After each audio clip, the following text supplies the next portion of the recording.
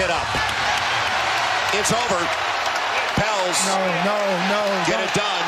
And on the spin and the reverse, the slam by Zion.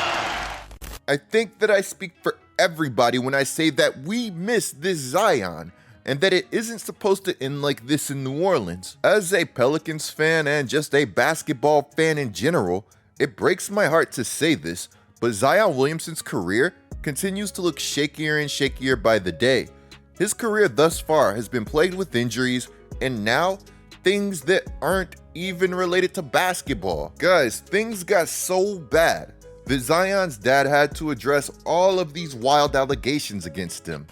And I want to say this, and I want to be politically correct when I say it. That's my son, and I love him. You know, when I was a child, I walked like a child, talked like a child, did childish things.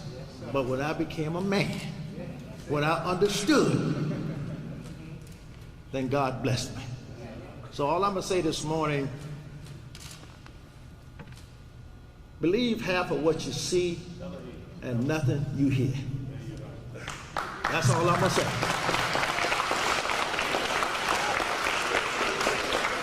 I stand by my son 100%. There you go. I wasn't always where I am today.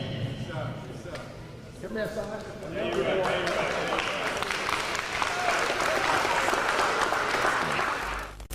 This would be a sad situation all around. After the most recent controversy surrounding Zion, he would become the laughingstock of social media, which makes me ask, who saw that coming after a gender reveal of all things? To make this entire Zion mess even messier than it already is, amid all of this noise, the Pelicans have made it very clear where they stand going forward regarding the future of the franchise. But you see, that doesn't necessarily mean that it is Zion who will be leaving. But before we get into that, with the NBA season being over, I've been using PrizePicks to watch sports and games that I usually wouldn't.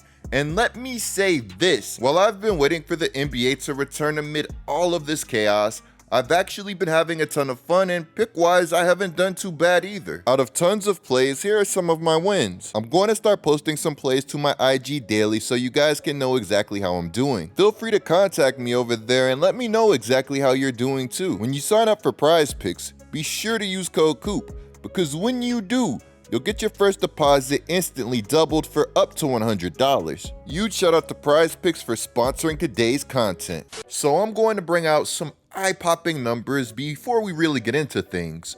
The New Orleans Pelicans won 42 games this season, missing the playoffs altogether after unironically making them the season prior. Of these 42 games, Zion Williamson would only play in 29, before starting that dreaded reevaluation roller coaster that we've grown all too familiar with. Of these 29 games that Zion Williamson would play in, he'd only play alongside Brandon Ingram for 12 of them. There's no other way to put it. That is a problem and not a recipe for success. Surprisingly, that would actually be a recipe for frustrating your teammates. After the Pelicans lost in the play-in tournament, CJ McCollum would say that we've got to be available. We've got to do what we need to do off the court in terms of preparation, in terms of getting treatment, in terms of getting the right sleep, the right hydration, having the right type of diet. Meanwhile, Brandon Ingram would highlight how he returned before he was 100%.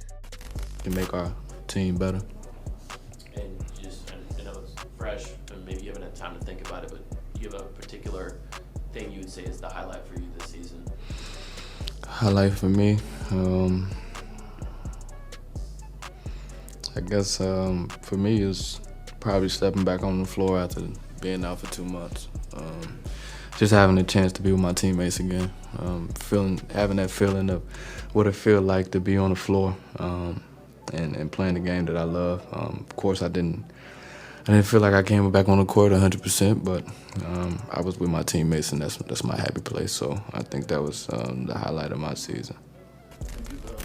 Now, what CJ and Brandon Ingram said doesn't seem too bad, right? Well, some people would think that this was them throwing shade at Zion, seeing as he missed 53 games and said that even though he was physically fine and able to return, he wouldn't do so until he felt like Zion again. Perhaps there's a reason now that reports are coming out saying that there is no relationship between Zion and the organization, and minimal relationship between Zion and his teammates. While I always take reports like this with a grain of salt, as of late they've kind of been adding up. And what do I love to say, guys? Where there's smoke, there's usually a fire. A handful of days ago, we would get Pelicans news that would shock the world when it would be reported by Shams that they were interested in pursuing the 2nd or 3rd overall pick in hopes of landing the one and the only Scoot Henderson. Now, I know that it doesn't need to be said, but in order to acquire a big-time prospect like Scoot, you need to trade some big-time players or big, and I repeat, big-time assets. And well, the Pelicans just so happen to have both big-time players and big-time assets. According to Mark Stein, the Pelicans have been legitimately considering trading Zion Williamson to Charlotte for the number 2 overall pick in this year's draft. He added that doesn't mean that they do it, but it is something that they are considering. Could you imagine the passing and creativity of LaMelo Ball paired with Zion Williamson's dominance in Charlotte? That would be deadly, and also pretty cool considering that he has already played with Zoe. Nobody accounted for Beasley, or make it rather D'Angelo Russell. Zion! I don't What know. a pass! That is almost a full court lob. Man. While Mark Stein believes that the Hornets might be in the market for Zion, Shams doesn't. According to Shams, the Hornets probably don't want the North Carolina native Zion Williamson. Instead, they want another North Carolina native in New Orleans that goes by the name of Brandon Ingram. To which I would say that I don't care about any circumstances or what anybody says or anything like that. I'm not trading Brandon Ingram. He's shown this franchise and team far too much love and skill for me to abandon him. Coincidentally, while I want Scoot, I don't want to trade Zion either. I especially don't want to trade him when his value is in the dirt. We were the 1 seed when this man was healthy because when he's healthy, he's a franchise changer.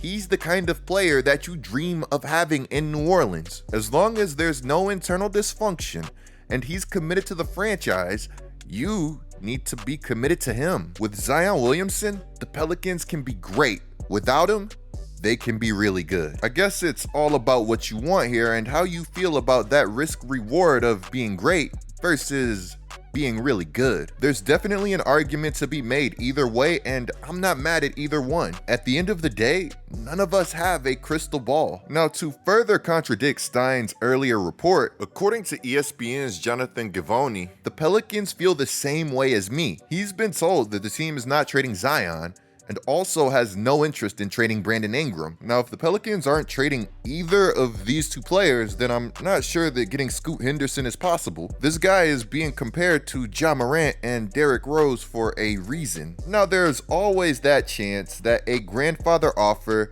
that involves pick 14, a ton of future picks, and Trey Murphy entices a team in that Scoot Henderson range, and I reasonably have very mixed feelings about that. Trey Murphy is one of my favorite players in the league. At 6'9", he has one of one potential, being the freak athlete that he is with the shot that he has. His handle is starting to look pretty good too, and what you love to see is that this guy is continuing to improve his game at a rapid rate. Hey man, wherever he goes, I go. I feel like we all have a player that we're irrationally confident about, and well, Trey is my player. To be real with you guys, it's really hard to get a good read on the Pelicans and where their head is currently at. While there have been some contradicting reports, there are a few things that seem pretty concrete. One of those things being that they love Scoot, and it's very hard to blame them. The new CBA has made it so injury-prone players are less desirable than they already were, while also making rookie contracts more valuable than ever. And I'm sure that the Pelicans know this, seeing as this team will probably have to make some really tough roster and financial decisions soon. It'll be interesting to see if the Hornets hold on to that 2nd overall pick.